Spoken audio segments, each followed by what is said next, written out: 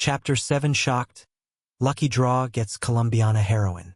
With the speed of the golden carousel going from the beginning where only remnants could be seen, to now it has slowly decelerated. This made Chu Zihong's heart had been raised to his throat. It was too much to look forward to. When the speed of the carousel became slower and slower, and finally stopped and pointed on the upper left corner, the system prompt rang out at once. Ding dong! Congratulations to the host for drawing the special character, Kataria. This character will appear by your side at the right opportunity. Warm tip: the host can contact and talk to her at any time. The character will readily agree to the host's solicitation and will never do anything to betray the host. Kataria? Chu Zihong froze and immediately felt something familiar. Holy shit! Isn't this the heroine from the movie Colombiana? A top-notch sexy female assassin who used her own strength to completely destroy the entire Black Force. I actually drew this female assassin. Although it wasn't what he wanted, he could only accept it if he drew it. For the time being, there were still too few people on his side. Kataria's addition was also like a tiger adding wings. Female bodyguards were a rarity in security companies, and even less noticeable because it can be disguised as the employer's female secretary or madam, giving the effect of surprise and attack. Overall, it's still more than satisfactory, right, in terms of not immediately appearing in front of yourself. It's a bit off-putting at this point. Exit the system. Chu Zihong returned to the manor and began to lay out to make Umbrella the largest military contractor in the world. But the headquarters couldn't be located in Sam because it needed to cope with customs inspections as well as Interpol and had to follow their rules and regulations. That would be too costly and very constraining. And some of the business might be a conflict of interest with Sam. In order to be safe, it is better to set up the headquarters in another country, and preferably a third world country so as to be more convenient. However, choosing which third world country to choose is a more difficult problem. For this reason, Chu Zihong had to call in Victor to help reference. After all, he as the dignitary protection team members in the boss in the Rain of Bullets over. Naturally, he was experienced and knowledgeable. There is a saying, how do you say it? When a widow gives birth to a child, she has an old background, and one's previous life was nothing more than sales. Finding Victor, a professional, was definitely much better than racking one's brain here for half a day but not being able to crumble out a fart. Soon, Victor came to the study. Boss, what are your orders? Victor, I'm planning to locate the headquarters of the Umbrella Corporation in a third world country. Where do you think is more suitable? As soon as he heard that it was this matter, Victor was instantly energized and hurriedly came to the unfolded world map.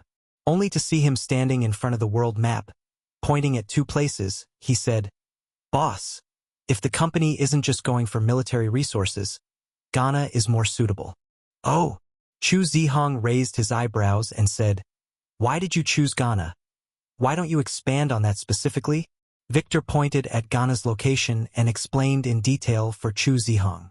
The country is located in the western part of the Black Continent, the northern shore of the Gulf of Guinea, the west neighboring Côte d'Ivoire, the north connecting Burkina Faso, the east adjoining Togo, the south bordering the Atlantic Ocean. It is an important airport and trade seaport in the west, known as the Gold Coast. After the Rawlings coup came to power in December 1981, the political situation has been relatively stable, and is currently in the third country as a very stable sovereign state. If the headquarters is located in Ghana, very conducive to the company to start business. Of course, this is only suitable for the company is not going to the military resources side of the development. If you go to the Military Resources Institute of Mali would be great. Do not have to pay taxes and no one to stop. Speaking of which, Victor paused for a moment and twisted his head towards Chu Zihong. He asked, So boss, the company's development direction is inclined towards military or? Military, Chu Zihong said in an affirmative tone. Hearing Chu Zihong's affirmation, Victor immediately pointed to the other side of the Black State and said, Boss, if we go military, I think that Somali in the Horn of the Black State is more suitable. Many mercenary organizations have their headquarters set up there, such as God's Armed, EO, and other top 10 mercenary organizations in the world. Somali. Chu Zihong sniffed and stared at the location on the map that Victor pointed to, his eyes narrowing slightly. For this place, Of course he knew what it was, a place that was even more chaotic than the China they once had. Perennial warlords and wars, it could be said that people's livelihoods were withered and poor. Forced to make a living, and even did a pirate. Specialized in robbing the Gulf of Aden through the countries of the cargo ship, the most famous, or robbed the Irmau loaded with arms cargo ship. Because it was loaded with 33 of the latest T-72 main battle tanks, as well as more than 300 tons of tank shells, the latest model of the AK-47 submachine guns, different types of light and heavy machine guns, as well as the Irmau production of rifle grenades, the total value of $30 million. With these weapons, it is entirely possible to arm a mechanized force.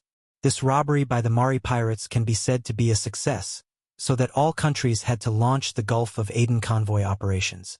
However, now is the late 80s, the Mali has only ended the colonization of less than a few decades, and not as chaotic as the previous life.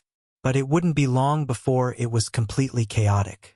2 years later, in 1991, the Sayyid regime in Somalia would be overthrown. The entire country was plunged into civil war, with multiple regimes coexisting. If the umbrella headquarters were to be set up there now, it would indeed be a very good place. It would be convenient to start one's own business and gain a thorough foothold. Well, I don't want to. Just choose Soma. Having made up his mind, a flash of brilliance surfaced in Chu Zihong's eyes. After determining the location of the headquarters, the next step was to plan the internal organizational structure of the company. The existing structure was too simple and was not conducive to the future development of the umbrella corporation. It would be best to add some of his own ideas based on reference to the organizational structure of Emperor, or Giant God. That's how it's done. Meanwhile, inside a black Lincoln traveling on the outskirts of the city, arms dealer Corleone shook his glass of red wine, enjoying himself. On the passenger side, Michael, the bodyguard, couldn't help the confusion in his heart after all, and asked back, "Boss, didn't you only offer $500,000 to acquire that Chinese's arms? Why did you offer $1 million? It's too cheap for that Chinese." Corleone glanced at the puzzled Michael and laughed. "Michael, that's why you're always just a bodyguard, not a boss.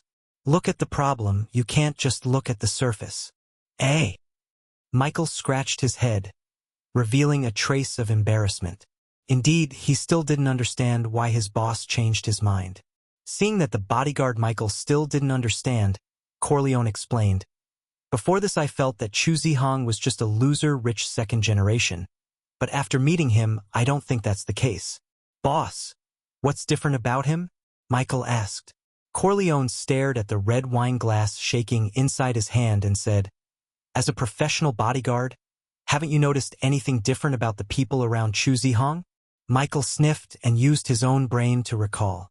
Suddenly he felt that it seemed to be really different.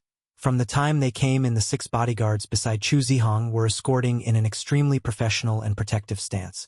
Although they were not close, if there was danger, the 6 of them would definitely protect Chu Zihong as tightly as possible as fast as they could. And the feeling that these 6 people gave him did not seem to be unusual bodyguards. It was more like the gang of the Secret Service. Seeing that Michael seemed to have guessed something, Corleone lightly sipped a mouthful of red wine and said, "Michael, how is it? Does it make sense?" "Boss, I understand." Michael nodded and then said, "But boss, even so, this doesn't mean anything, right? Doesn't mean anything?" "Heh." Corleone laughed, staring at Michael with a torch-like gaze, and asked, "What do you think is the most important thing about a security company?" "Elite security personnel, of course, with whom you can go about protecting your employer from harm." "Bingo, great." Corleone snapped his fingers and continued, "So with the strength of the 6 people around Chu Zihong, do you think it's possible to bring the Chu family back from the dead?" Michael froze, somewhat dazed. Oh shit, he himself was still a professional bodyguard. Why didn't he think of this? It's too humiliating. Seeing Michael understand this, Corleone once again added, "Of course, with these it's still not enough. But with my years of seeing people, we might be witnessing the rise of an extraordinary big shot." Michael looked back and said, "Boss, what if he fails? Success sells one's favor, so we can do business next time. Failure is simply a customer. Does it matter to us?" Corleone drank the red wine in one go, showing a face of indifference. He was just saying it. Whether it succeeded or not was still up to Chu Zihong himself. Besides, there were just as many big names that had fallen as those that had risen over the years.